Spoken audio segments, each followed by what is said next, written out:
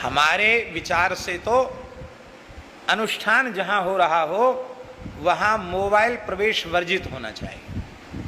चाहे आचार्य हो, चाहे पंडित हो, चाहे यजमान हो, यज्ञ मंडप में प्रवेश करें, पूजा मंडप में प्रवेश करें, कथा मंडप में प्रवेश करें तो इस प्रपंच को अपने से पृथक कर दें।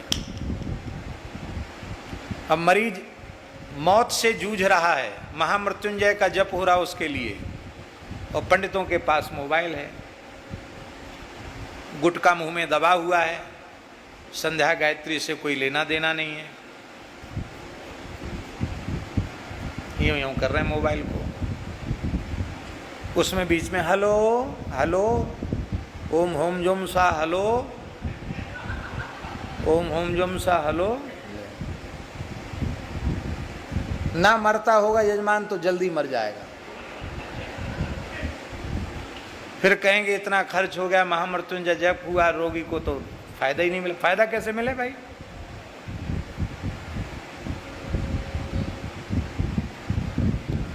ते पुनः यज्ञ कर्मणि नापभाषन्ते।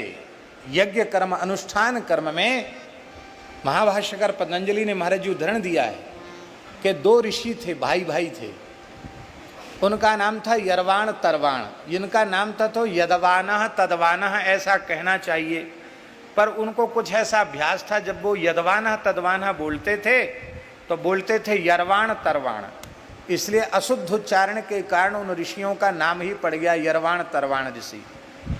तो महाभाष्यकार पतंजलि उनका नाम उद्धृत करके कह रहे हैं यरवाणस तरवाणो नाम ऋषयो बभूवुः ते पुनः यज्ञ कर्मणि नापभाषन्ते।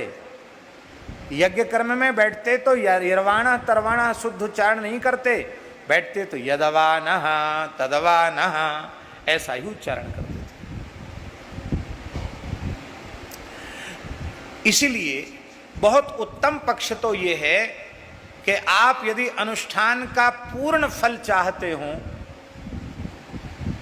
तो किसी विद्वान ब्राह्मण को जो धर्मनिष्ठ हो, त्रिकाल संध्योपासन करने वाला हो, सदाचार संपन्न हो, ऐसे किसी पवित्र ब्राह्मण को अपने प्रतिनिधि के रूप में यजमान बनावें, और वो जितना कुशल यज्ञ का आचार्य हो उतना ही कुशल यज्ञ कर्म में यजमान हो।